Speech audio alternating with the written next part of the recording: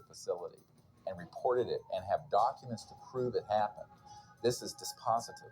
That's what someone who is wanting to look into this, who says, well, could this really be true and I don't know about it? They need to look at that. And we've assembled it. We have a 600-page book of top secret documents and the transcripts of these witnesses. We have videotapes. So I began watching the newspapers for any newspaper reports. I started buying magazines that had a UFO article in the magazine and collected. And I often called the people who wrote the articles to get them. Then I'd go interview those people myself, and if they took pictures, I'd try to get a copy of the picture, and frequently did. And then I began trading the pictures that I already had with other people that had pictures to get more pictures, and eventually built a library of pictures, probably the largest in private hands in the world. It's over 4,000 pictures of real UFOs. Now, if I can collect that many alone as a single individual working by myself, how many pictures do you think the government has got when every government employee is a potential investigator? Every agent on trained investigator, all collecting and contributing to the government file. They must have hangars full of pictures. What Air Force Manual 10-4 had a close encounter with a UFO in the company of 10 members of the Leary, Georgia Lions Club in 1969 while he was running for governor of Georgia. While he was governor of Georgia in 1973, he had filed an official UFO report. It's now on the internet so everybody can see it. The 1976 U.S. presidential campaign was extraordinary because it was waged between Jimmy Carter, on the one hand, he's had a close encounter, and the first campaign waged on a platform which included a disclosure plank of sorts. Jimmy Carter was asked on various occasions, and this is documented, once elected, would he open up the extraterrestrial UFO files? And he said, yes, he would. We have over 450 military and intelligence. Boom. You have a quarter of an inch of perfect vacuum all the way around the airframe. Totally, you cannot penetrate that vacuum. No weapon known to man can penetrate it. Now, do they have countermeasures where if they were up against a alien craft that was a threat to them that had the same technology, do they have measures where they could go ahead and neutralize it on the enemy spacecraft? I don't know. I do know that that right there is the one thing that protects them and also provides for them to travel through our atmosphere at a speed far greater than the speed of sound without breaking the sound barrier. I've got to believe. And when I did, I just saw it head on. It's 300 feet in diameter. We knew that. We had a knowing, like somebody was telling us, 300 feet in diameter. So at that time, I heard a hell of a noise. I said to him, what the hell was that? He said, well, the navigator and the radio man ducking fell, they hit their head, one hit their head, hurt their arm, they were scrambling on the deck. So I thought it hit us underneath.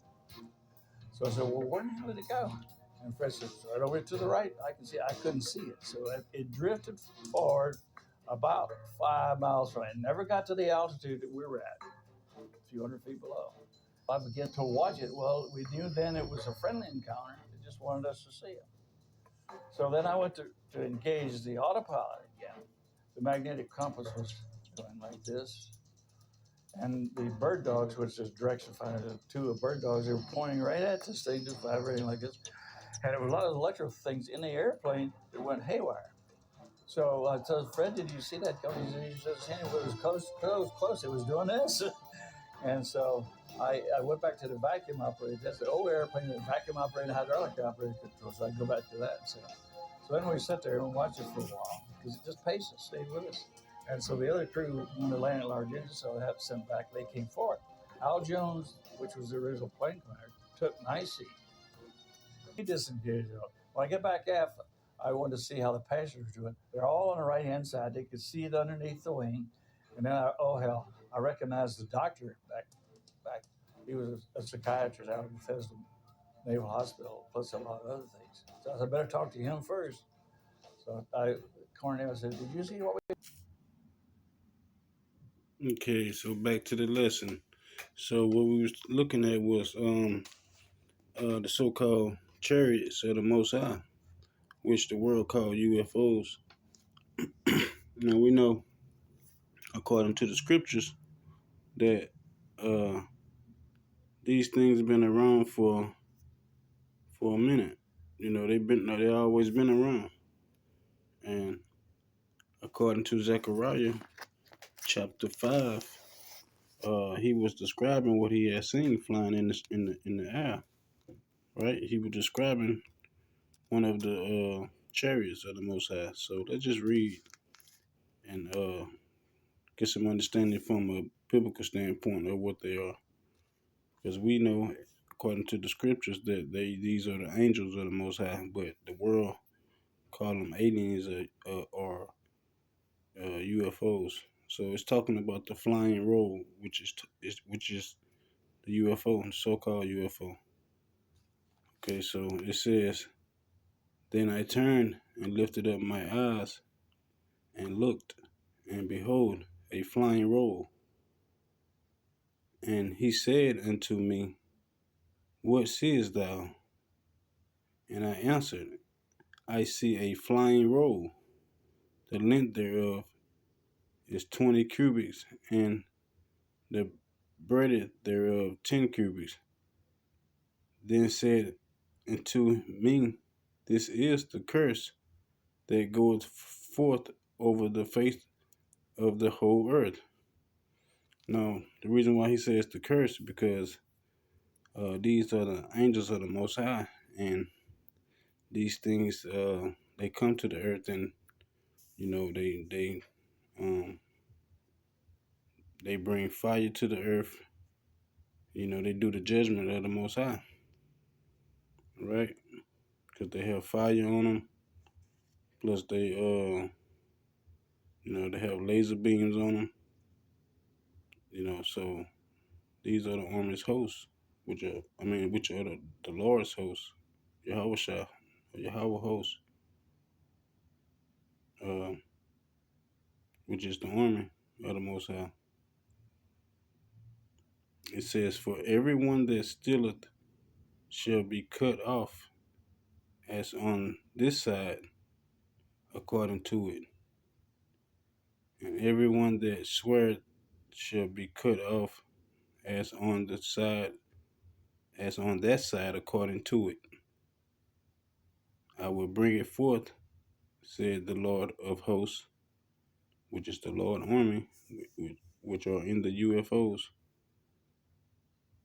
"and it shall enter into the house of the thief, and into the house of him that sweareth falsely by my name.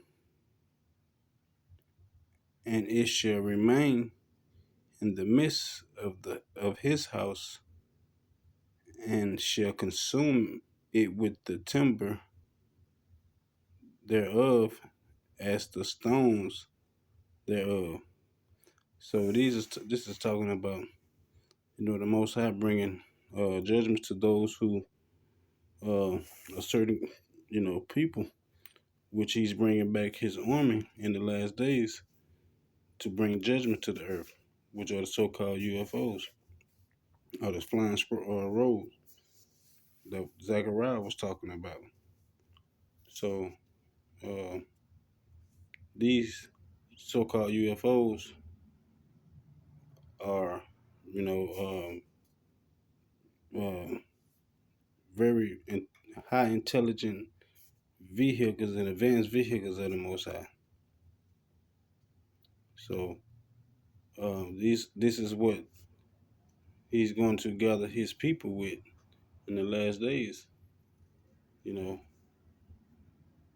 So let's read. Matter of fact, let's just read Isaiah right quick, chapter